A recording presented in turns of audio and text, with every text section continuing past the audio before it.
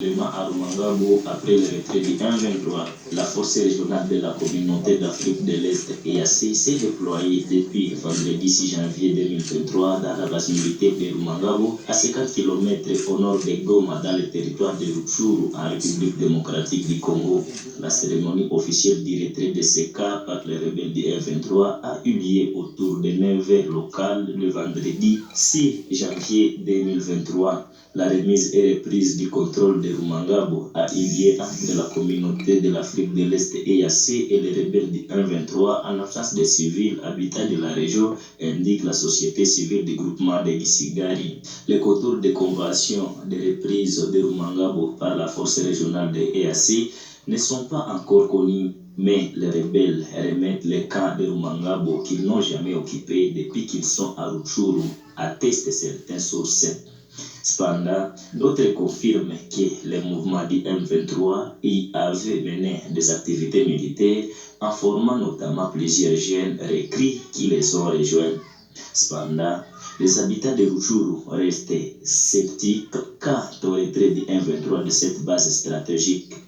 Ils ne sont pas convaincus de la volonté des rebelles d'abandonner entièrement la zone, affirme-t-il.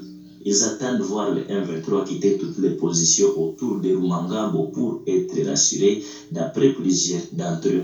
Sur la base d'un appel de EAC, le trafic routier entre Goma et Rutshuru a repris. Quelques motards ont même quitté Goma pour Rutshuru et vice-versa. Cependant, les rebelles ont obligé le jeudi 5 janvier vers 19h local les habitants de Biruma, à quelques kilomètres de Rumangabo, de quitter pour s'installer vers Kabaya, Kalengera et Kazuba. Les raisons ne sont pas encore connues. D'autre part, le déploiement des troupes de l'EAC à Kishishi est toujours attendu depuis le 31 décembre dernier. Nos contacts au sein de la force régionale n'ont pas été joignables pour ce vendredi 6 janvier 2023 à Moudougou, dans la localité de Ruseke, en groupement de Tongo, chefferie de Guito. Les M23 ont jeté cette femme vivante dans une fosse commune. Une seule dame du nom de Daciala Mukesha a pu se sauver et se retrouve dans un état critique à l'hôpital général de référence de Birambizo à Bukombo. Ce jour, les rebelles du 1-23 détiennent plusieurs axes stratégiques de Rutshuru et semblent retrouver la capitale provinciale du Nord Kivu, la ville de Goma. En 2013, ce groupe a été repoussé par les forces armées de la République démocratique du Congo. En 2022, cette rébellion est désormais bien armée et organisée. Il compte d'anciens soldats congolais, dont beaucoup sont des Tutsis, un groupe ethnique répandu dans l'est des Grands Lacs d'Afrique et professant défendre les intérêts communautaires. Et maintenant, depuis des années, même par les Nations Unies, que le gouvernement rwandais soutient les rebelles du M23, des rebelles qui sèment la terreur, la mort en République démocratique du Congo, notamment à l'Est, où ce conflit a déjà fait des millions de morts. Nous savons donc toute la responsabilité du gouvernement rwandais. Niko wanatokea kule Rwanda wasoda wa Kagame. Leo hatuwezi sema kama ni wasoda wengine.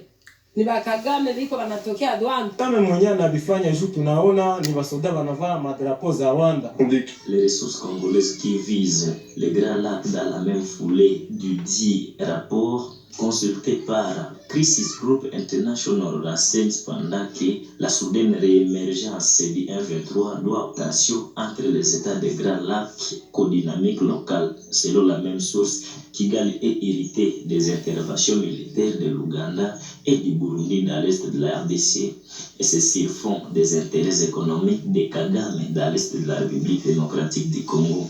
Le gouvernement congolais avait tenté de réaffirmer son autorité dans l'Est troublé qui abrite des groupes rebelles, dont certains des pays voisins.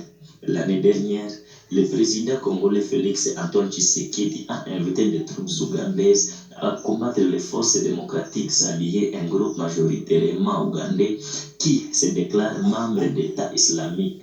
Le président congolais semble également avoir discrètement approuvé les opérations burundaises sur le sol congolais. Cela a irrité le président rwandais Paul Kagame, poursuit Crisis Group. À en croire Pour Kagame, cité par Crisis Group, la présence de ses voisins pourrait priver le Rwanda de son influence dans l'est de la RDC, où il a des intérêts économiques comme le Burundi et l'Ouganda. Vous le savez, Kinshasa accuse Kigali de soutenir le M23 comme moyen d'extraire les ressources congolaises. Les experts de l'ONU ont récemment souligné le soutien rwandais aux rebelles avec un rapport de l'ONU vulgué en décembre 2022 disant qu'il y avait des preuves substantielles que l'armée rwandaise est intervenue directement dans la lutte du Congo contre le M23, à soutenir les groupes avec des armes, des munitions et des uniformes.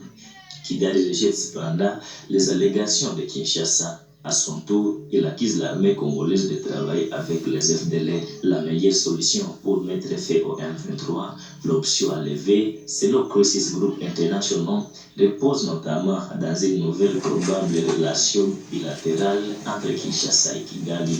La force régionale de l'EAC, qui œuvre dans la région, a pour mandat de ramener le calme. Cependant, pour cette organisation, Kigali devrait prendre part à cette force régionale en raison de son influence sur les rebelles, chose que Kinshasa ne veut pas. La force est-africaine est une opportunité à notre terme de faire place à la diplomatie autant qu'à la lutte contre le M23, notre Crisis Group. Déjà, le déploiement à des temps des forces voisines dans l'est du Congo fait courir les risques d'un retour aux guerres par procuration qui ont déchiré la région dans les années 1990 et 2000. Il s'est de noter que depuis près d'un an, le M23, défait en 2013 par le fait colonel Mamadou Ndala et ses troupes de FARDC, ont repris les armes dans l'est du pays. Ces derniers occupent de grandes agglomérations et des centres de négoces importants du Nord Kivu. Cette semaine, ceux-ci ont annoncé leur retrait à Rumangabo, un centre stratégique de formation militaire, peu après être retiré à Kibumba, 25 km à la porte de la ville de Goma. Les forces armées de la RDC qualifient cette retrait d'une simple opération de publicité visant à désorienter l'attention des Congolais.